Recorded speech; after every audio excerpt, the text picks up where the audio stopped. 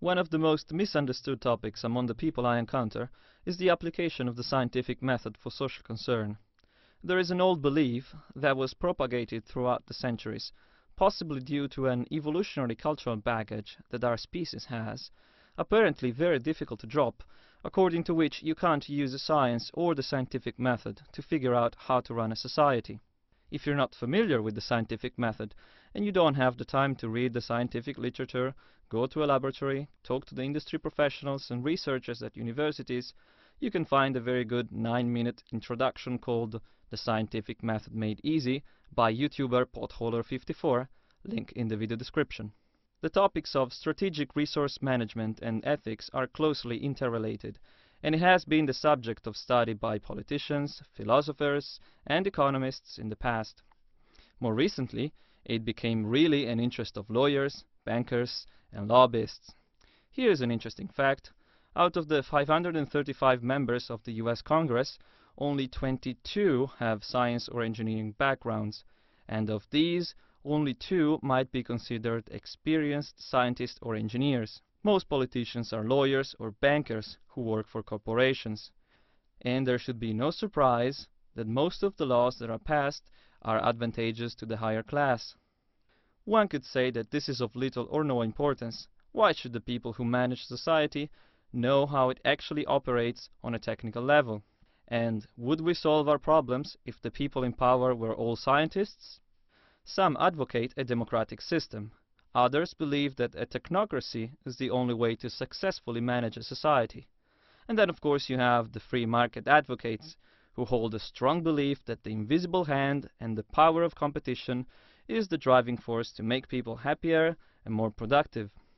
I will explain why all of these approaches are fallacious and display very obvious problems.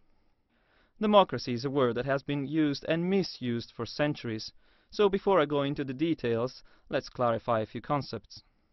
The term comes from the Greek Demokracia, rules of the people, which was coined from the word demos, people, and kratos, power, in the middle of the 5th and 4th century BCE to denote the political system that existed in some Greek city-states such as Athens.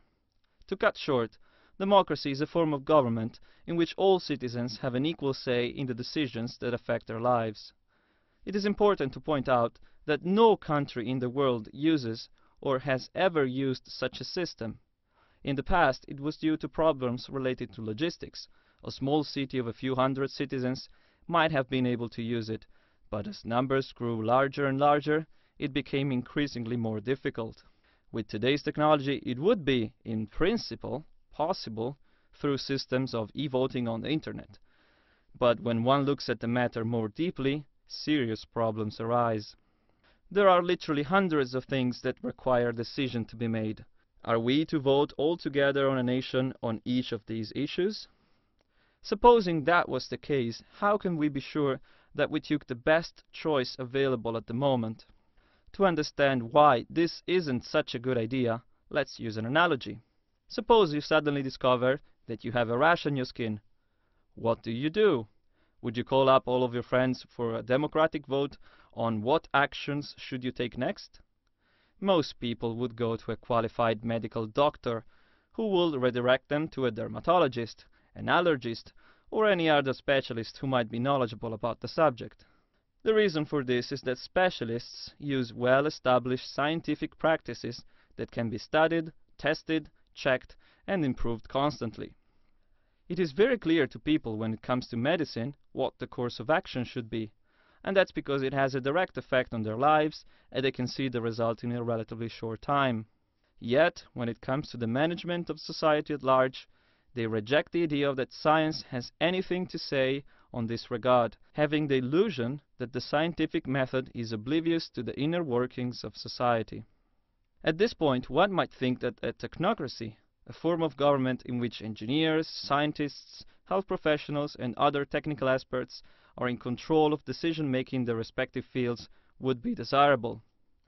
While in principle this is partly true, a technocratic government has other, more insidious problems than a democracy.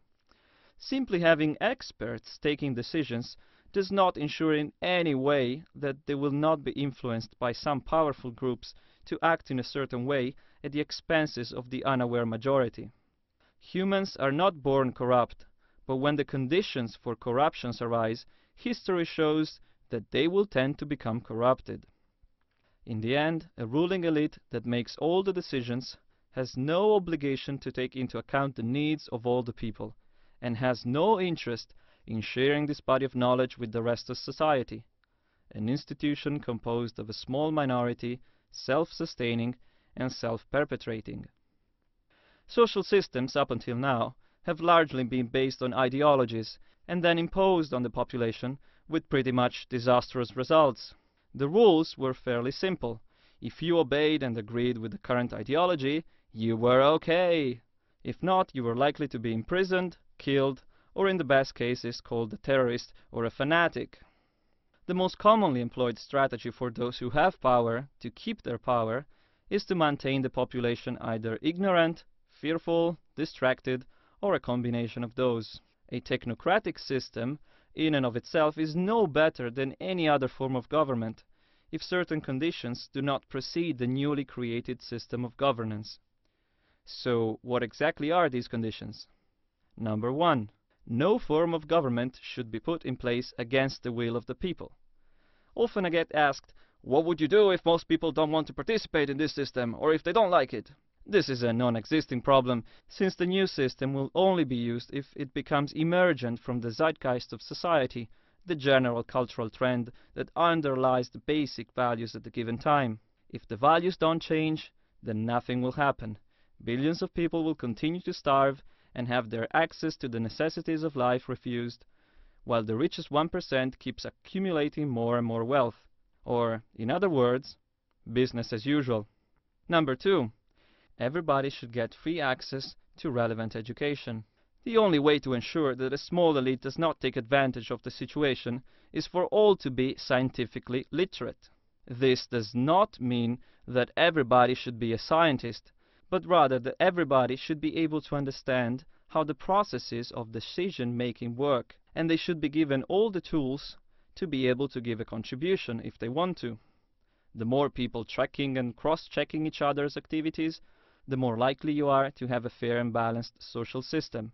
The more people are ignorant to the inner workings of society, the more likely you end up with a corrupt aristocracy. Most rational people would agree that if such conditions apply, then the fear of a ruling elite or an institution imposing a way of living is nonsensical. But the internet is also a house of all sorts of misconceptions, twisted words, and meaningless projections, as we will see. Of all the false dichotomies that people are enslaved to, this has to be one of my favorites. There is no scientific theory of whether you should use nuclear power or solar panels. You are comparing science with politics and morality, and that's absurd. Science and the scientific method does not tell you which option to choose. Of course, science will tell you which option to choose from according to the data provided and your initial intentions. If you don't know how the process works, I will attempt to explain it for you in very simple terms. You start by asking yourself, what is the desired result? That is, what is your end goal and which conditions need to be satisfied to reach it? Yes, you do have to start from somewhere, and that's what we call the basic values of a society, something that we all have to agree on that is beneficial for us. Generally speaking, you want to maximize the well-being of everybody, and that needs to be adapted according to the situation. For example, the Zeitgeist movement is a sustainability advocacy organization and recognizes that all countries must disarm and learn to share resources and ideas if we expect to survive in the long run. Hence, the solutions arrived at and promoted are in the interest to help everyone on the planet, not a selected group.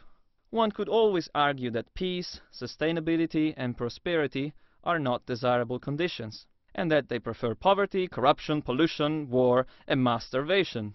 If you do, I don't know what you're talking about. Let's go back to our example.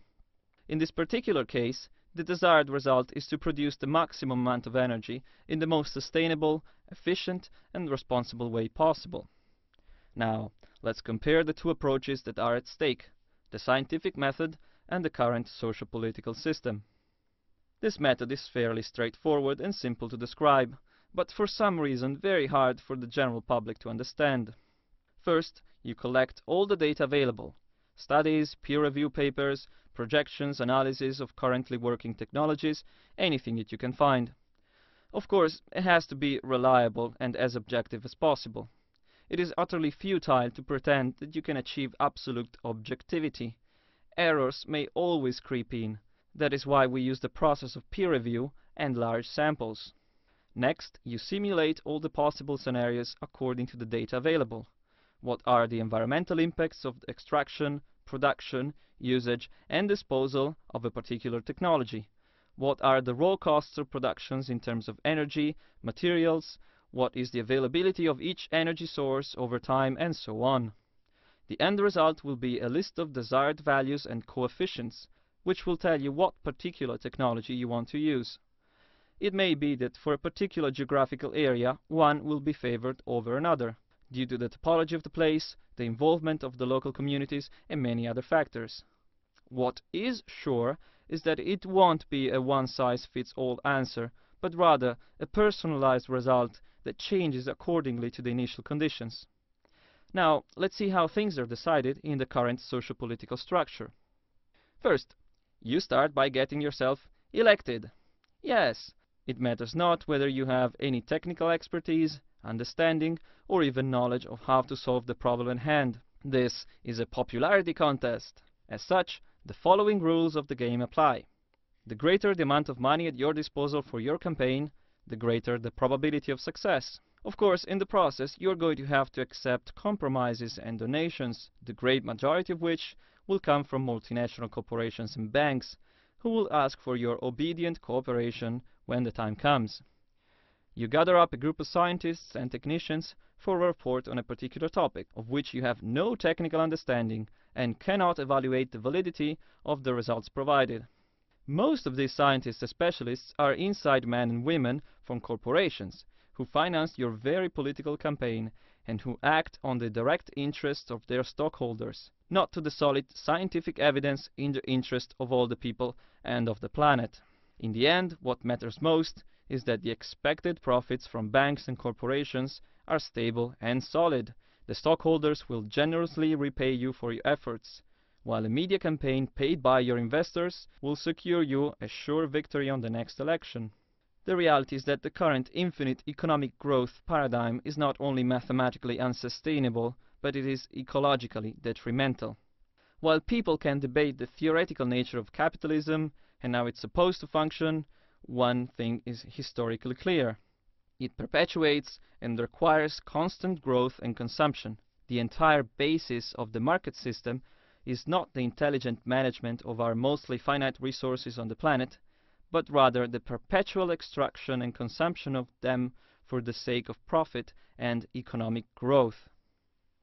There are of course other issues that need to be addressed. With this video I merely wanted to show the basic reasoning behind the use of the scientific method for social concern. In the next videos I shall go into the details and I will try to resolve some of the doubts that might emerge. Please keep in mind a few facts.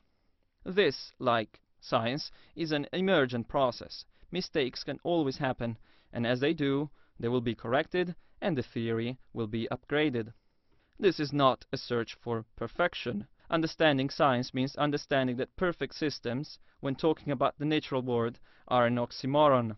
All we can do is to strive for a better theory, which can be tested and changed accordingly. This is why the word proof is relegated to the field of mathematics and logic.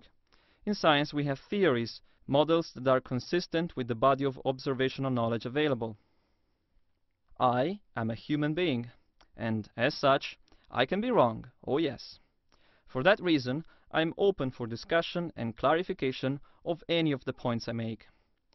It may be that I miss something, misinterpret some data, have a logical fallacy here and there in the reasoning or anything else. So if you do see any of these things occurring, please point them out in a coherent argument that I can check and verify. No, this does not count as a coherent argument. Let's see if I can find something else. No, that's not that either. If this is such a hard thing to grasp, I will make a video on what a cult is, so that you might stop embarrassing yourself in the future by showing your lack of understanding of what the word cult means and how it should be used. In the meantime, I invite everybody to post their comments and preferably the video responses in a concise and clear manner. Hopefully we can get a genuine discussion started. Until next time, peace.